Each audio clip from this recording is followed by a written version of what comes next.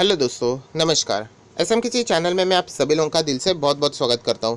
दोस्तों, इस वीडियो में हम लोग बात करने वाले आने वाले जो 5 दिन है, मतलब 14 सितंबर से लेके 19 सितंबर, सैटरडे है, मुझे पता है 19 सितंबर को, बट फिर भी ये 5 से 6 दिन बाजार में क्या क्या इंपॉर्टेंट चीज़ें होने वाली है, कौन सी ऐसी खबरें रहने वाली है जिसके ऊपर आप लोगों का फोकस रहने वाला है। उसी के साथ साथ मीडिया का फोकस रहने वाला है। कुछ डोमेस्टिक लेवल की न्यूज़ है, कुछ इंटरनेशनल लेवल की न्यूज़ है। सारी खबरों के ऊपर आप लोगों ने बहुत ही क्लोजली यहाँ पे नज़र रखनी है, क्योंकि आप सभी लोगों को पता है इसी के चलते हम लोग को बाजार में हमेशा हलचल पैदा होती हुई देखने को मिल सकती है। तो चलिए, ऐसी कौन सी यहाँ पे खबरें हैं जिनके ऊपर हम लोग को फोकस रखना है, जो कि बाजार को डायरेक्टली ना इनडायरेक्ट इम्पैक्ट डाल सकती है, उसी के बारे में चर्चा इस वीडियो में मैं करने वाला हूँ। तो फटाफट इस वीडियो को स्टार्ट करते, बट उससे पहले जरूर कहना चाहूँगा, एसएम किसी चैनल में फर्स्ट टाइम विजिट किया है तो जरूर सब्सक्राइब कर लेना, साथ में बेल आइकन को भी हिट कर लेना। सो ऐसी इंटरेस्टिंग वीडियो आप लोगों को देखने के लिए मिल जाएंगे। अगर आप चाहो तो फ्री स्टॉक मार्केट क्लासेस इस चैनल को भी सब्सक्राइब करके रख सकते हो। लिंक ऊपर आई बटन पे या फिर नीचे डिस्क्रिप्शन बॉक्स में आप लोगों को ज़रूर मिल जाएगी।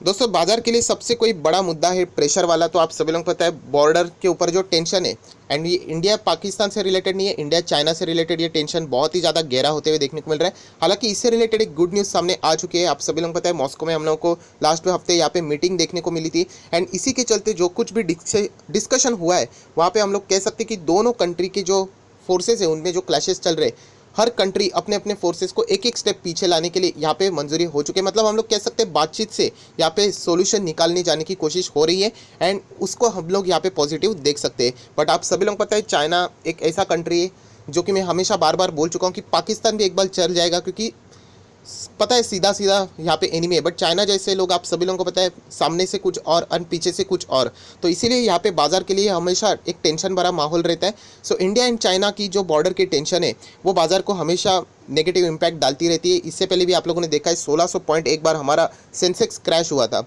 सो इस चीज़ के ऊपर बाजार हमेशा फोकस रखता है, एंड उसी के चलते अगर हम लोग यहाँ पे बात करें तो फिलहाल तो अभी पॉजिटिव न्यूज़ देखने को मिल रही है कि दोनों कंट्री वाले अपने अपने फोर्सेस को पीछे हटने के लिए यहाँ पे राजी एटलीस्ट हो चुके हैं। दोस्तों, उसके बाद अगर कोई इंपॉर्टेंट न्यूज़ रहेगी वो तो डेफिनेटली इंटरनेशनल न्यूज़ से रिलेटेड बात करना चाहूँगा, मतलब ग्लोबल क्यूज़, बाहरी दुनिया से हम लोग को क्या संकेत यहाँ पे मिलते हैं। तो आप सभी लोगों को पता है यहाँ पे डो जोन्स की अगर हम लोग बात करें तो ऑलरेडी हम लोग को पिछले हफ्ते अच्छी खासी गिरावट देखने को मिली थी, अगर मैं टोटल नेट गिरावट की बात करें। एंड ग्लोबल क्यूज़ की अगर मैं बात करूँ तो मैं बाकी किसी बाजार की बात नहीं करता, यूजुअली अमेरिकन बाजार एंड यूरोपियन बाजार, एंड यूरोपियन बाजार भी आप सभी लोगों को पता है अमेरिकन बाजार को ही फॉलो करते हैं। इनफैक्ट पूरी दुनिया के बाजार अमेरिकन बाजार को ही फॉलो करते हैं। सो अमेरिकन बाजार जिस डायरेक्शन में जाता है उसी डायरेक्शन में हम लोग को बाकी कंट्रीज़ के भी बाजार जाते हुए देखने को मिलते हैं। सो अमेरिकन बाजार आप सभी लोगों को पता है टेक्नोलॉजीज़ के स्टॉक्स की वजह से पिछले हफ्ते बहुत ज़्यादा प्रेशर्स में रहे।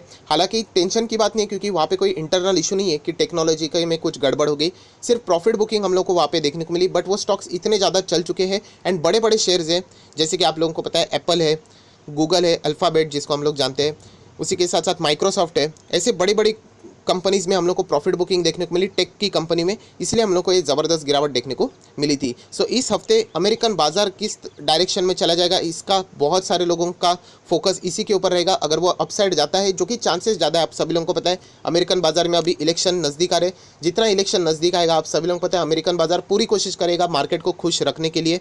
तो यही अभी हम लोग को देखना है कि अमेरिकन बाजार में ऐसी कौन सी बड़ी बड़ी अनाउंसमेंट होती है। स्टिमुलस पैकेज से रिलेटेड भी उनका बहुत कुछ चीज़ों पेंडिंग है अभी भी। बहुत सारे एक्सपर्ट ये भी कह रहे हैं कि आखिरी दाव वो उनका वही रहेगा, अक्टूबर में वो स्टिमुलस पैकेज लाएंगे, सितंबर में वो सिर्फ बातें होंगी।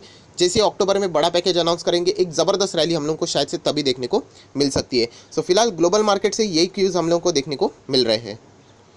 दोस्तों, उसके बाद अगर हम लोग इंडियन मार्केट की बात करें तो आप लोग देख सकते हैं inflation data. Yes, India will release its inflation data for August on Monday, which will give a clue if the RBI will take or rate cut in the next policy meet. आप सभी लोगों को पता है RBI जो rate cut करती है उसका पूरा अगर बेस कोई रहता है तो वो इन्फ्लेशन के डेटा के ऊपर रहता है। अगर इन्फ्लेशन का डेटा अगर स्पाइक हो जाता है, जो कि आप लोग देख सकते हैं प्रोजेक्शन यही किए जा रहे हैं कि इट्स लाइकली टू स्पाइक, सो आप सभी लोगों को पता है आरबीआई के लिए रेट कट करना एक बहुत ही ज़्यादा मुश्किल साबित हो जाता है। सो इन्फ्लेशन का जो डेटा है, एंड वो डेटा कौन सा होता है अगस्त मंथ का, अभी सितंबर चल रहा है तो पिछले मंथ जो कंप्लीट हो चुका है वो डेटा सामने आ जाएगा। तो इससे रिलेटेड क्लैरिटी हम लोग को कल मंडे के दिन ही बाजार में हम लोग को देखने को मिलने वाली है। फ्रेंड्स, उसके बाद अगर हम लोग कोई इंपॉर्टेंट डेटा की बात करते हैं वो होते हैं एफआईएस का फ्लो। एफआईएस मतलब फॉरेन इन्वेस्टर्स यहाँ पे इंडियन मार्केट में क्या करते हैं, क्या पैसा विड्रॉ करते हैं या फिर पैसा इंसर्ट करते हैं, यही हम लोग को देखना है। अगर हम लोग बात करें अभी तक हम लोगों ने मार्केट में एक ज़बरदस्त तेज़ी देखने को मिली, एंड इसका एक बड़ा श्रेय फॉरेन इन्वेस्टर्स को भी जाता है। आप लोग देख सकते हैं फॉरेन इंस्टीट्यूशनल इन्वेस्टर, इन्होंने लगभग 91,000 करोड़ की अगर हम लोग यहाँ पे बात करें, बहुत ही ज़बरदस्त पैसा टोटली मैं बात कर रहा हूँ, अभी तक के वो शुरुआत से हम लोग को देखने को मिला था, उन्होंने यहाँ पे पैसा लगाया था। अगर हम लोग यहाँ पे बात करें अभी फ़िलहाल सितंबर मंथ की, तो सितंबर में जो पहले बाइंग करते थे, फाइनली हम लोग को सेलर बनते हुए देखने को यहाँ पे मिल रहे हैं। मतलब टोटल अगर हम लोग सितंबर अभी तक जितना भी चला है, उन्होंने लगभग 3,510 करोड़ रुपया मार्केट से विड्रॉ कर लिए हैं। और अगर वो ऐसे पैसा निकालते रहे तो आप सभी लोगों को पता है मार्केट में हम लोगों को ऐसे प्रेशर आगे जाते हुए देखने को मिल सकता है। जो पिछले अभी हम लोगों ने 6 महीने में प्रेशर क्यों देखने को मिला था कि फॉरेन निवेशक कंसिस्टेंटली पैसा निकाल रहे थे, तो ये प्रॉब्लम हम लोग को फ्यूचर में होते हुए देखने को मिल सकती है। दोस्तों उसके बाद अगर कोई इंपॉर्टेंट इन्फॉर्मेशन है तो आप सभी लोगों को पता है यहाँ पे कोविड से रिलेटेड वही हम लोग को देखने को मिलता है। इंडिया की अगर हम लोग बात करें तो 12 सितंबर का डेटा जो लिखा हुआ है, ऑब्वियसली मुझे पता है ये नंबर बढ़ जाते हैं। सो 97,570 इतने केसेस हम लोग को देखने को मिल रहे हैं। एंड सबसे खराब बात यही है कि ग्राफ अभी तक हम लोग को नॉर्मलाइज होते हुए देखने को नहीं मिल रहा है, ये बढ़ते ही जा रहा है, बढ़ते ही जा रहा है एंड बढ़ते ही जा रहा है। तो ये एक चिंता वाली विषय है। हालांकि आप सभी लोगों को पता है हमारा रिकवरी रेट बहुत ही शानदार है, मतलब अमेरिका में अगर आप लोग देखोगे तो हमारे से भी अप्रॉक्सीमेटली डबल आप लोग बोल सकते हैं, बट यहाँ पे जो रिकवरी रेट है हमसे भी कम है वहाँ पे। सो एक बहुत ही अच्छा खासा बात है कि इंडिया में रिकवरी रेट अच्छा है, बट यस ये अगर बढ़ता ही रहता रहेगा सो बहुत ज़्यादा दिक्कतें इंडिया में और भी फ्यूचर में हम लोग को होते हुए देखने को मिलेगी। मतलब लॉकडाउन बढ़ाते रहना पड़ेगा। जिस जिस एरिया में ये केसेस बढ़ रहे हैं आप सभी लोगों को पता है वहाँ पे कंटेनमेंट जोन क्रिएट होते ही जा रहे हैं, तो लॉकडाउन मतलब बिजनेस नॉर्मलाइज होने के लिए बहुत ज़्यादा मुश्किलें साबित हो सकती है। एंड अगर हम लोग कोविड की बात करें तो आप सभी लोगों को पता है वैक्सीन से रिलेटेड जो बीच में एस्ट्राजेनेका फार्मा, आप सभी लोगों को पता है बीच में उनके ट्रायल रुक गए थे, तो फिलहाल यूके में उनके जो ट्रायल है वो रिज्यूम हो चुके हैं। अगर हम लोग इंडिया की बात करें तो अभी कोई भी क्लैरिटी हम लोग को यहाँ पे देखने को नहीं मिल रही है। सो बहुत ही इंपॉर्टेंट बात है जो कि अभी हम लोग यहाँ पे देख रहे हैं। ये ट्रायल क्यों रुका था इससे रिलेटेड डिटेल वीडियो मैंने बनाया था।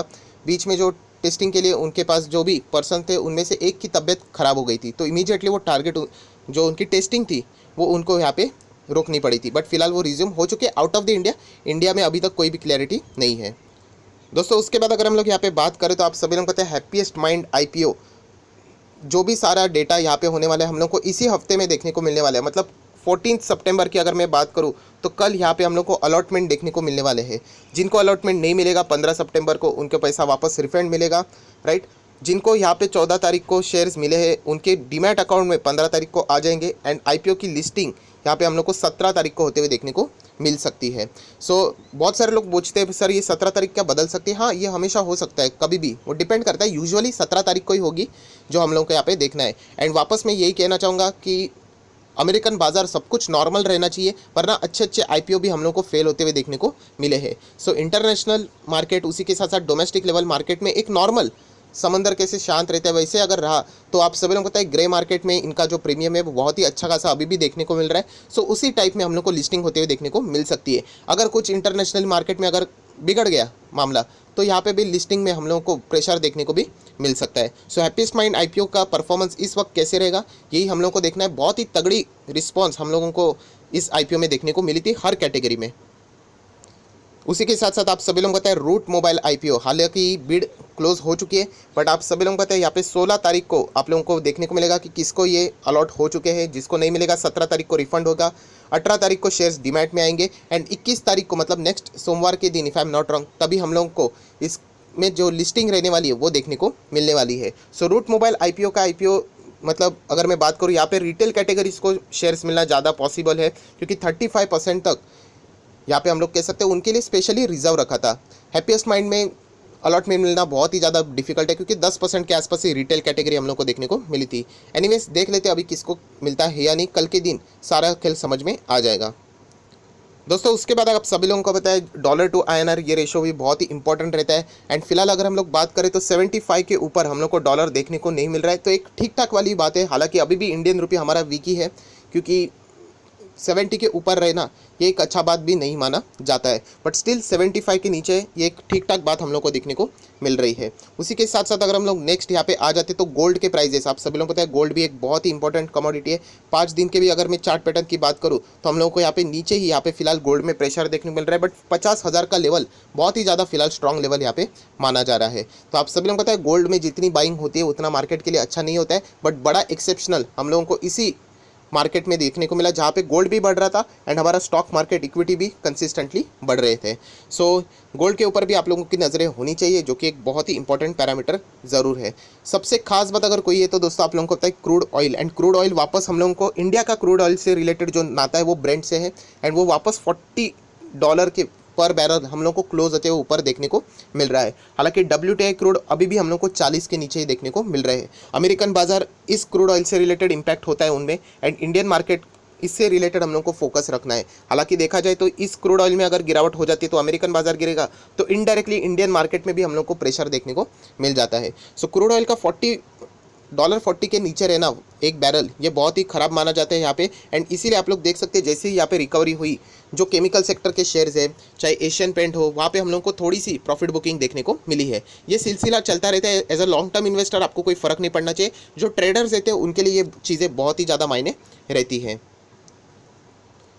सो दोस्तों आप सभी लोग पता है कल है 14 सितंबर, बट 12 सितंबर को मतलब शनिवार के दिन हम लोग को इंडियन रेलवेज वापस रिज्यूम होते हुए देखने को मिलती है। 80 से ज़्यादा स्पेशल ट्रेन यहाँ पे हम लोग को 12 सितंबर से वापस शुरू होते हुए देखने को मिली थी, जिसकी बुकिंग 10 सितंबर को देखने को मिली थी। सो 14 सितंबर मतलब कल के दिन बाजार में यहाँ पे क्या रिएक्शन रहता है रेलवे स्टॉक से रिलेटेड, ये भी देखने के लिए बहुत ही मज़ा यहाँ पे आने वाला है। सो अगर कोई आखिरी यहाँ पे न्यूज़ रहेगी तो डेफिनेटली हम लोग यहाँ पे कह सकते हैं IPL, आप सभी लोग पता है सैटरडे मतलब 19 सितंबर से यहाँ पे IPL वापस रिज्यूम हो रहा है। हालांकि मैं आप लोगों को बताना चाहूँगा पहले जो IPL रहता था एंड अभी का IPL इसमें बहुत ही ज़्यादा फ़र्क रहने वाला है। पहले जब IPL रहता था मार्केट में भी बहुत ही ज़बरदस्त मज़ा रहता था, क्योंकि आप सभी लोगों को पता है IPL अब जब भी मैच देखने जाते हो बहुत सारे ऐसे कंपनियाँ रहती है जिनके ब्रांड्स आप लोगों को स्टेडियम के अंदर देखने को मिल जाता है। फॉर एग्जांपल के लिए डोमिनोज पिज़्ज़ा, जो कि जुबलेंट फूड वर्क से रिलेटेड काम है, बट फिलहाल का IPL डिफरेंट है, इंडिया में नहीं है, इंडिया के बाहर है। तो ये भी हम लोग को देखना ज़रूर बनता है कि क्या वहाँ पे ऑडियंस रहेगी। मुझे इतना डिटेल में नहीं पता है, कुछ तो उन्होंने प्रोटोकॉल्स रखे होंगे, तो अगर रहेंगे तो कितने हद तक रहेंगे एंड कौन कौन से स्टोर्स वहाँ पे अवेलेबल है, या फिर किसी ऑडियंस को अलाउ ही नहीं है, ये सारी चीज़ें हमें यहाँ पे देखनी पड़ेगी। सो डेफिनेटली ये भी सारी चीज़ें यहाँ पे स्टार्ट होने वाली, तो इस हफ्ते बहुत कुछ चीज़ें जो कि हम लोग को बाजार में देखने को मिलने वाली है। सो आया आशा करता हूँ आपको ये वीडियो अच्छा लगा होगा, तो जरूर इस वीडियो को लाइक करना, दोस्तों के साथ शेयर करना, तो उनको भी ये सारी अपडेट मिल जाएगी। So that's it, thank you very much दोस्तों, we will be meeting in next video. तब तक के लिए बाय बाय।